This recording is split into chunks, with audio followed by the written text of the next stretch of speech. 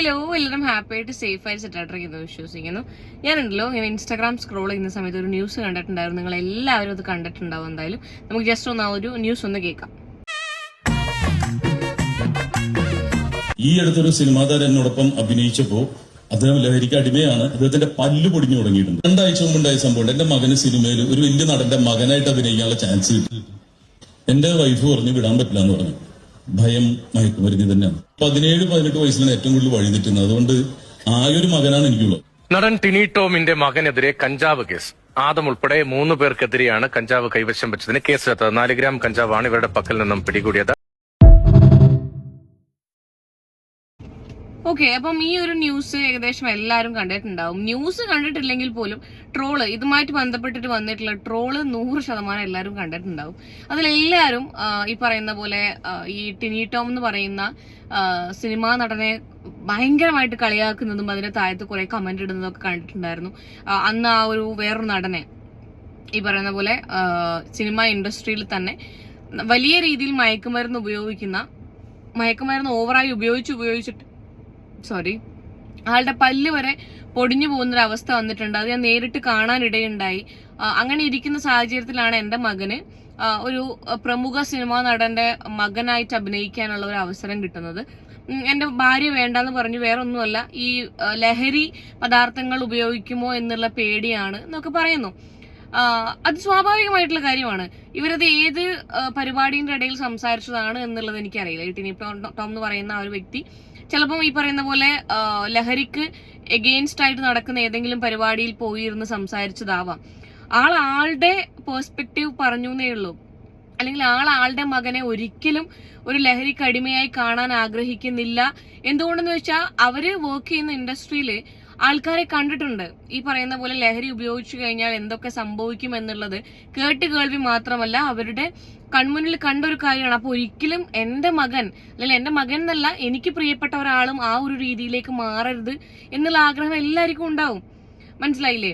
ഇപ്പം ഏതൊരു വ്യക്തി, ഇപ്പൊ എന്റെ അച്ഛനും അമ്മയ്ക്കാണെന്നുണ്ടെങ്കിൽ ഞാൻ ഒരിക്കലും ലഹരിക്ക് അടിമപ്പെട്ട് പോവരുത് എന്നേ ചിന്തിക്കുള്ളൂ.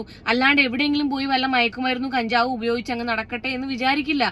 ഒരു പാരന്റ്സും അങ്ങനെ വിചാരിക്കില്ല.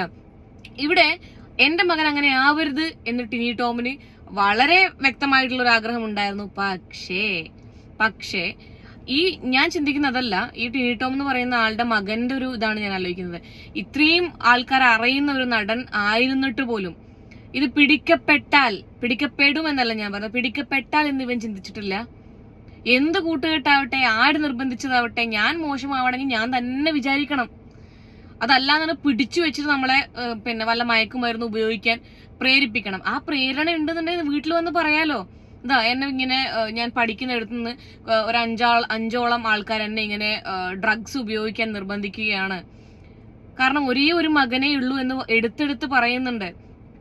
സ്വാഭാവികമായിട്ടും ചിലപ്പം ഭയങ്കര ഓപ്പൺ ആയിട്ടുള്ള ഒരു അറ്റ്മോസ്ഫിയർ ആയിരിക്കാം വീട്ടിൽ. അല്ലെങ്കിൽ നമ്മൾ കാണുന്നത് പോലെ ആയിരിക്കില്ല, ഭയങ്കരമായിട്ട് പിടിച്ചു വെക്കുന്ന ഒരു ഫാമിലി ആയിരിക്കാം. അതുകൊണ്ടായിരിക്കാം വീട്ടിൽ വന്ന് പറയാനുള്ള ധൈര്യം ഇല്ലാത്തത്.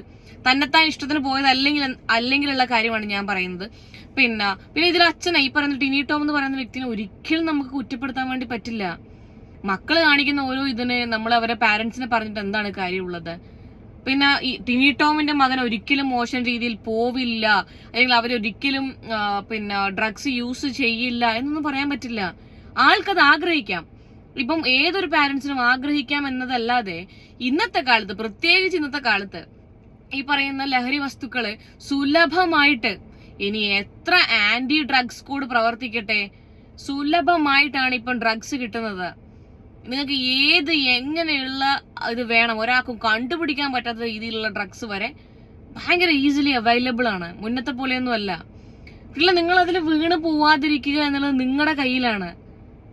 ഇത്രയും ആൾക്കാരെ മുന്നിൽ നിന്ന് അത്രയും കോൺഫിഡൻസോട് കൂടി മകനെ കുറിച്ച് സംസാരിച്ച വ്യക്തിയാണ് ഈ ടിനി ടോം എന്ന് പറയുന്ന ആള്. ആളുടെ ഒരു മാനസികാവസ്ഥ ഒന്ന് ആലോചിക്കുക. ആ ഒരു കാര്യത്തെങ്കിലും ഇവരെ ബഹുമാനിക്കാറുന്നില്ലേ ഇങ്ങനെയുള്ള പ്രവർത്തികൾക്ക് പോകുന്നതിന് മുന്നേ? ഇനി എപ്പോഴും കാലാകാലത്തേക്ക് നാളെ അവൻ ഇതൊക്കെ, ഈ ഒരു പ്രശ്നത്തെ ചൊല്ലി ഇതൊക്കെ ഉപേക്ഷിച്ചാൽ പോലും ഈ ഒരു ന്യൂസ് അവിടെ കിടക്കും. ഞാൻ എപ്പോഴും പറയുന്നത് പോലെ സോഷ്യൽ മീഡിയ അങ്ങനെയാണ്. നമ്മളത് ഒരു പ്രാവശ്യം അതിൽ വന്നു കഴിഞ്ഞിട്ടുണ്ടെന്നുണ്ടെങ്കിൽ പിന്നെ അത് പോവില്ല. മകൻ നാളെ എത്ര നന്നായാലും എത്ര വലിയ നിലയിൽ എത്തിക്കഴിഞ്ഞാലും അവൻ വലിയൊരു നിലയിൽ എത്തിക്കഴിയുമ്പം ഈ നമ്മൾ പൊതുവേ മലയാളികൾക്കുള്ള ഒരു സ്വഭാവമാണ്, അതിന്റെ താഴത്തൊക്കെ വരും 2026 കഞ്ചാവ് പിടിച്ചവനല്ലേ നീ, അങ്ങനെയല്ലേ വരും, സ്വാഭാവികമായിട്ടും വരും. കുട്ടികളെ നിങ്ങളോട് പറയാനുള്ളത് വലിയ അന്തസ്സുള്ള കാര്യമൊന്നുമല്ല മയക്കുമരുന്ന് കൈവശം വെക്കുക, മയക്കുമരുന്ന് ഉപയോഗിക്കുക എന്നൊക്കെ പറയുന്നത്. നിങ്ങൾ ജസ്റ്റ് ഫോർ ഫൺ, അല്ലെങ്കിൽ നോക്കാം ഇത് എന്താന്ന് ട്രൈ ചെയ്യാം, അങ്ങനെയൊക്കെ ആയിരിക്കും തുടങ്ങുന്നത്. അല്ലെങ്കിൽ നിങ്ങളെ ഫ്രണ്ട്സ് പറയുന്നോടാ അടിപൊളിയാണോടാ, ഉപയോഗിച്ച് നോക്കടാ, നമുക്ക് സ്വർഗം കാണാം, ആകാശത്തെത്താം, പിന്നെ അങ്ങനെ ഇങ്ങനെയൊക്കെ പറയും. അതിലൊരു പ്രാവശ്യം നിങ്ങൾ അഡിക്റ്റ് ആയി കഴിഞ്ഞിട്ടുണ്ടെങ്കിൽ അതിൽ നിന്നൊരു തിരിച്ചുപോക്ക് അതുണ്ടാവില്ല. അതിൽ നിന്നൊരു തിരിച്ചുപോക്ക് നിങ്ങൾക്ക് ഉണ്ടാവുകയില്ല. അതുകൊണ്ട് ദയവ് ചെയ്തിട്ട് നിങ്ങൾ ആരും ഡ്രഗ്സ് യൂസ് ചെയ്യാനോ അത് വിൽക്കാനോ ഒന്നിനും നിൽക്കരുത്. It's A request.